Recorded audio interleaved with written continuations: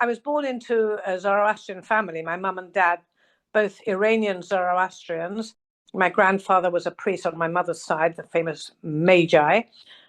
So I was brought up by my parents in London, and we were one of the only Zoroastrian families around from Iran. There were some Parsis, and the Parsis are those Iranian the Zoroastrians who left Iran 1,000 years ago because of the persecution they were enduring and ended up in India, but they carried on trying to preserve their way of life that they brought from Iran. That's why they went there.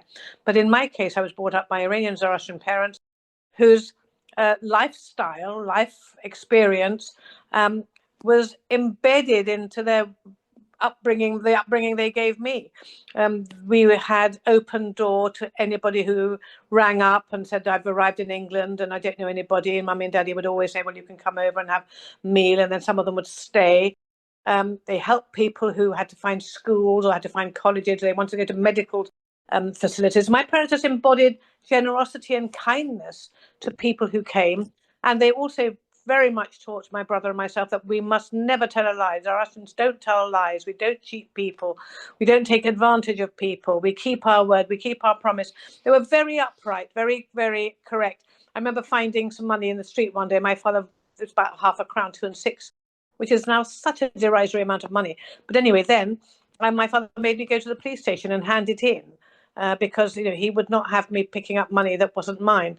And then, of course, the police sent it back to me about a month later. But that's the sort of background. So my parents taught us that to be a good Zoroastrian, you have to have good thoughts. And then from good thoughts, it turns into good words. But above all, it's good deeds that matter. Anybody can have words, but it's the deeds that count. So my parents really did embody that. They were not well off. We were migrants. We were poor. My father was handicapped. Had disability, and yet they always put money aside to give to charity. They taught us that however much we may think we are poor, there are people who are poorer than us, and we should always have a half a mind for them as well. And I think that's all because they received charity and they received kindness when they needed it. My father went to an orphanage school that was founded by some rich Parsi benefactors who had made their fortunes in India, as many Parsis did. And, and when he came to England, he was treated with enormous kindness and generosity. So he wanted to give back. And I think that's probably dictated to some extent the way that I lead my life, because I'm very conscious that in society, we need to help each other, especially if we want to integrate into society and make a life for ourselves. We need to be kind to others and reciprocate the kindness that we receive. So I think my parents were the best example of how I became a Zoroastrian. Of course, when I was a bit older, as a teenager, and later on, I wasn't interested. My father taught me my prayers, and my brother, and we had an initiation ceremony. We went to Iran for that. There is an initiation ceremony. You don't have to be initiated to be a Zoroastrian, and many of my Zoroastrian friends from Iran did not have an initiation ceremony, but that doesn't make them any less Zoroastrian. We used to say that if you're born into a family of Zoroastrians, then you're Zoroastrian. But I've seen people who are very poor at actually demonstrating the qualities of the ethics, the standards, the values of Zoroastrianism, who nevertheless were born into it. And I've seen many, many people who are not born Zoroastrians, but exemplify the same sorts of values, same sorts of life qualities and ethics that behoves any person who does call themselves a Zoroastrian. In other words, kindness and empathy and understanding, and generally stretching out a helping hand when people need it. I think that the main thing is a sense of whether it's satisfaction or fulfillment, enrichment. It's knowing that you might have actually helped to change other people's lives for the better by something that you might have done yourself, an act of kindness or generosity or charity or thoughtfulness. Our main prayer, Asham Vuhu Vaheshtam Asti, is basically saying that righteousness, in other words, doing the right thing, is the ultimate virtue, and that brings happiness. And the ultimate happiness is for people who make other people happy. So that is the ultimate happiness. And I think I have become a much happier, but I was always a happy, optimistic person. I think one of the things that Zoroastrianism does teach is to be optimistic, because there's always somebody who's slightly worse off than you. If you actually want to think about yourself as a victim, you're never going to move on. If you think of yourself as a person who's empowered to help others, then that's going to enrich you and help you to do things positively.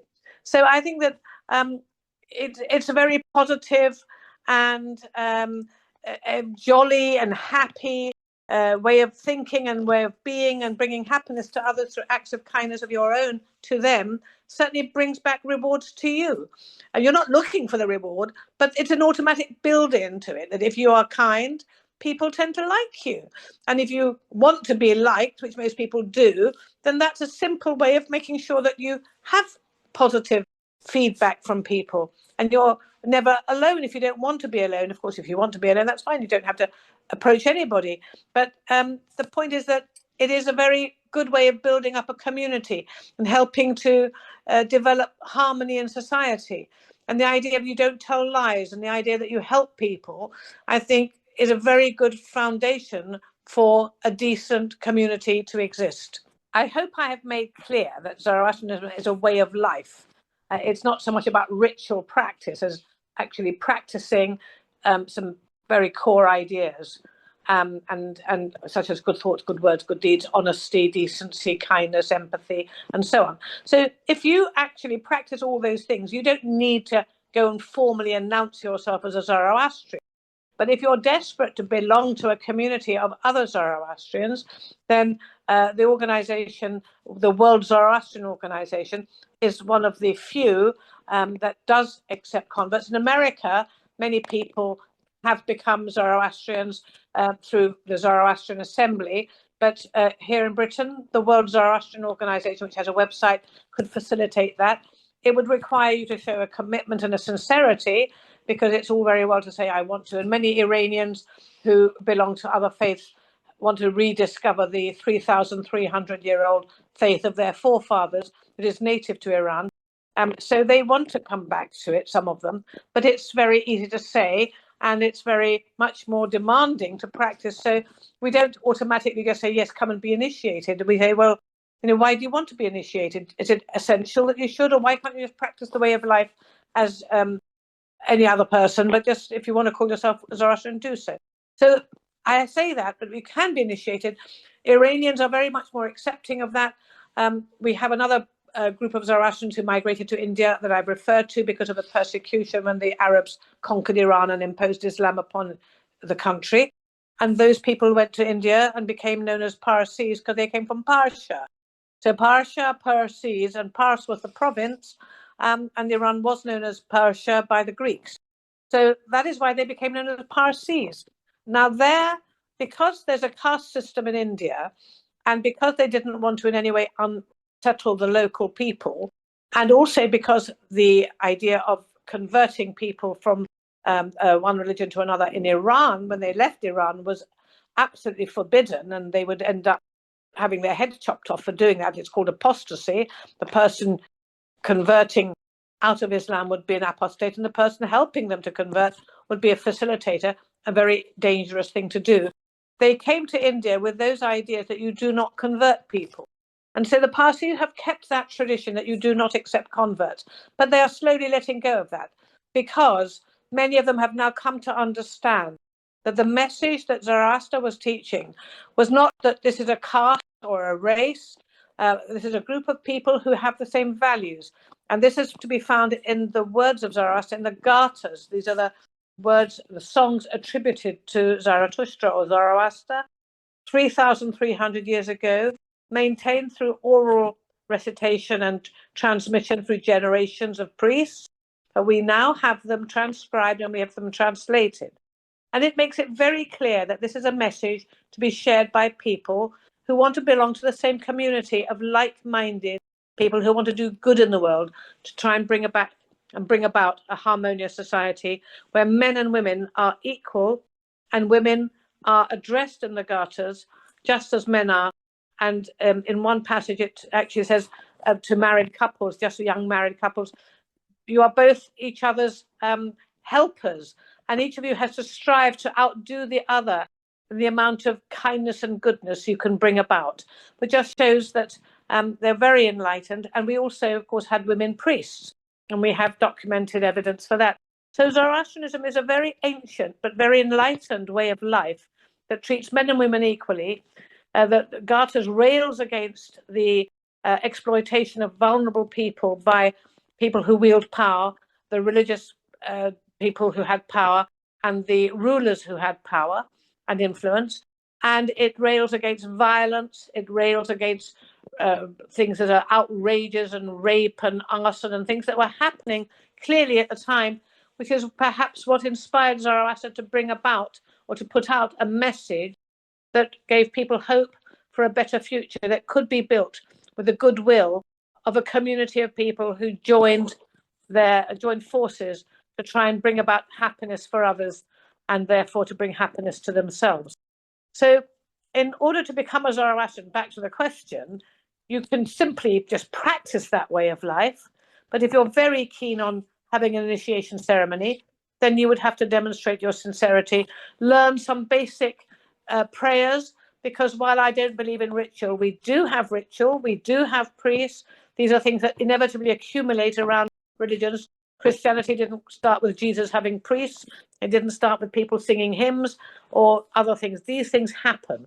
We didn't have the same thing in Buddhism. Buddha had a way of life promoted and propounded, but we now have people in monasteries and we now have people chanting. All these things are things that happen. And so prayers also happen. But and rituals happen, like retying your vows through your retying of your sacred cord, which the Parsis do with great devotion, whereas the Iranian Zoroastrians have allowed that ritual to lapse, which doesn't make them any less a Zoroastrian, and you are no less a Zoroastrian, because it's about the practice, it's the deeds, not about the words. And so you can be a Zoroastrian in many ways, but if you want to have an initiation, if that satisfies some inner need inside you, then you have to be prepared to undergo certain exercises, I would say, probably learning things by heart, certain prayers, and understanding the philosophy of the Garters. And I have to say that many Zoroastrians perhaps have not even read the Garters, but they've been taught what they contain by their parents, because this has always been, until very recently, maintained within the community for fear of being executed or for fear of being punished for trying to evangelize. So we are not an evangelical or proselytizing religious, if you want to call the word religion. I mean, remember, the word religion only means people who are tied together, and we are tied together by the same values. So if you strip away the idea of lots and lots of ritual out of religion, then it's okay. But so often religion means ritual, ritual, ritual. And while we do have traditions and we celebrate some wonderful festivals that are to do with nature, in fact, all our festivals just about are to do with nature. We celebrate around the sun's movements around the planet Earth movements around the sun. We celebrate the arrival of spring. We celebrate the longest day in the summer with the water festival. We celebrate the harvest festival when it's the autumn equinox, and we celebrate the shortest day and the longest night and the midwinter solstice, because that means that the sun is coming back to us again, and that corresponds to perhaps something that people are familiar with when you get the winter blues and you want to look forward to something happier.